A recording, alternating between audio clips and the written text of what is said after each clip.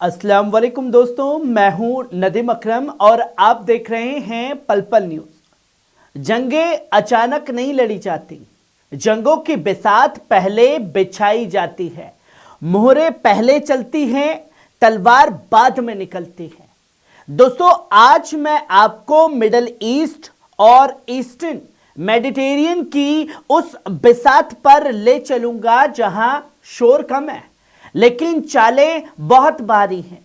एक तरफ Israel, Greece और साइप्रस का तेजी से मजबूत होता डिफेंस और टेक्नोलॉजी गठजोड़, और दूसरी तरफ तुर्की और ईरान जो अलग अलग रास्तों से चलते हुए भी एक ही सवाल की तरफ लगातार बढ़ रहे हैं।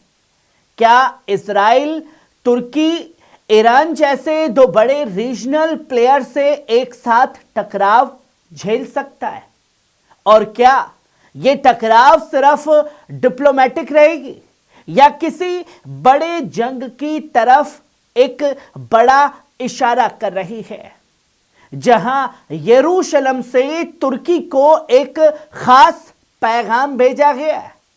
दोस्तों, यरूशलेम में हुआ इजराइल, ग्रीक, साइप्रस का त्रिपक्षीय सम्मेलन सिर्फ फोटो सेशन नहीं था। आज यह बैठक दरअसल एक ऐलान थी। तुर्की से जंग की, ईस्टर्न मेडिटेरियन में नया पावर ब्लॉक तैयार है, defence, missile shield, cyber security, AI और मिलिट्री ट्रेनिंग, हर मोर्चे पर इजराइल की टेक्नोलॉजी ग्रीस और साइप्रस के साथ जुड़ती दिखी। और जब इजरायली प्रधानमंत्री कहता है कि हम अपनी हिफाजत खुद कर सकते हैं, तो दोस्तों यह बात ग्रीस या साइप्रस के लिए नहीं, सीधे तुर्की को एक चेतावनी होती है। क्योंकि ईस्टर्न मेडिटेरियन में अगर कोई मुल्क इस गठजोड़ को सबसे बड़ी चुनौती देता है तो वो तुर्की है, रसब तैयब अर्दोगान है। समंदर की सीमाएं, गैस फील्ड्स, नेवी की मौजूदगी, हर मुद्दे पर तुर्की और इजराइल के हित टकराते रहे हैं। और ये टकराव किसी बड़ी जंग की तरफ तो नहीं बढ़ेगा। ईरान जंग का नया दिमाग भी है दोस्तों इसमें। दोस्तों, अब तस्वीर का दूसरा हिस्सा समझिए। ईरान अब टैंक और फौज की पुरानी जंग नहीं लड़ रहा है किसी के साथ में। ईरान आज की जंग समझ चुका है और आज की जंग में अब दिमागों की है, जंग अब टेक्नोलॉजी की है, जंग अब एआई, ड्रोन और डेटा की है। इसलिए ईरान अपनी पूरी डिफेंस स्ट्रेटजी स्मार्ट पावर में बदल रहा है, जिसमें एआई आधारित system, drone swarm, quantum technology, laser हथियार, ये सब ईरान के लिए सिर्फ एक हथियार नहीं है बल्कि डिटरेंस का मैसेज है। मतलब साफ है दोस्तों, ईरान ये कह रहा है कि अगर जंग हुई तो वो अपनी उम्मीद से कहीं ज्यादा स्मार्ट होगी। और ये बात इजराइल भी बहुत अच्छे से समझ चुका है कि अगर इस बार ईरान को छेड़ा तो नुकसान बहुत बड़ा होगा। इसमें साइप्रस का बैलेंसिंग गेम समझिए। अब दोस्तों, यहां एक दिलचस्प मोड़ आता है।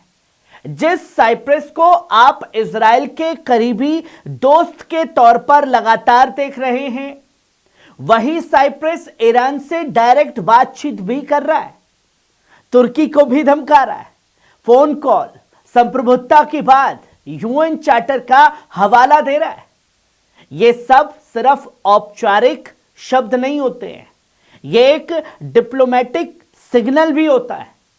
साइप्रस जानता है कि 2026 में जब वो यूरोपियन काउंसिल की अध्यक्षता करेगा तो उसे सिर्फ इजराइल लाइन नहीं बल्कि ईरान तुर्की फैक्टर भी संभालना होगा।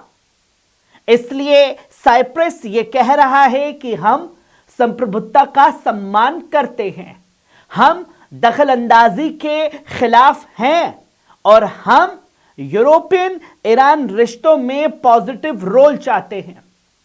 यानी दोस्तों, इजराइल का सहयोगी होते हुए भी साइप्रस ईरान से पुल जलाना नहीं चाहता। और अब असली सवाल सोचिए, क्या इजराइल दो मोर्चों पर लड़ सकता है? जिनको यह लगता है कि तुर्की को भी मार देगा, ईरान को भी मार देगा, सब कुछ तबाह बर्बाद कर देगा बेंजामिन नेतन्याहू। दोस्तों, एक तरफ तुर्की जिसकी नेवी, ड्रोन टेक्नोलॉजी और रीजनल असल तेजी से बढ़ रहा है और सबसे खतरनाक बन चुका है। दूसरी तरफ ईरान है जो हाइब्रिड और टेक्नोलॉजी वॉर में यकीन रखता है, तेजी से आगे बढ़ रहा है। और बीच में इजराइल जो पहले ही गजा, लेबनान, ईरान की शैडो वॉर और इंटरनेशनल प्रेशर से घिरा हुआ है कि अगर कोई छेड़छाड़ हुई तो इस बार अंजाम अलग होंगे। तो सवाल यही है दोस्तों, क्या इजराइल, तुर्की और ईरान दोनों को एक साथ डिटेर कर सकता है? आपको क्या लगता है? या इजराइल ग्रीस, साइप्रस जैसे छोटे लेकिन स्ट्रेटेजिक साथियों के सहारे एक बड़ा फ्रंट तैयार कर रहा है जो एक बड़ी जंग का इशारा भी दे रहा है? तुर्की, ईरान अलग रास्ते पर हैं, पर चिंता साझा है। दोस्तों, यह बात समझना जरूरी है कि तुर्की और ईरान दोनों एक जैसे नहीं हैं। उनके मतभेद हैं, सीरिया पर मतभेद है, रीजनल राजनीति पर मतभेद है, लेकिन एक चीज पर दोनों की सोच मिलती है। इजराइल का बढ़ता हुआ सैन्य और टेक्नोलॉजी दबदबा रीजन की स्थिरता के लिए एक बड़ा खतरा। इसलिए जहां तुर्की डिप्लोमेसी और नेवी पावर से बैलेंस लगातार बना रहा है, वहीं ईरान स्मार्ट टेक्नोलॉजी और डिटरेंस से खुद को मजबूत लगातार कर रहा है। यह जंग अभी शुरू नहीं हुई, लेकिन यह जंग कभी भी शुरू हो सकती है। दोस्तों, मैं साफ कहना चाहता हूं, यह जंग आज शुरू नहीं हो रही है।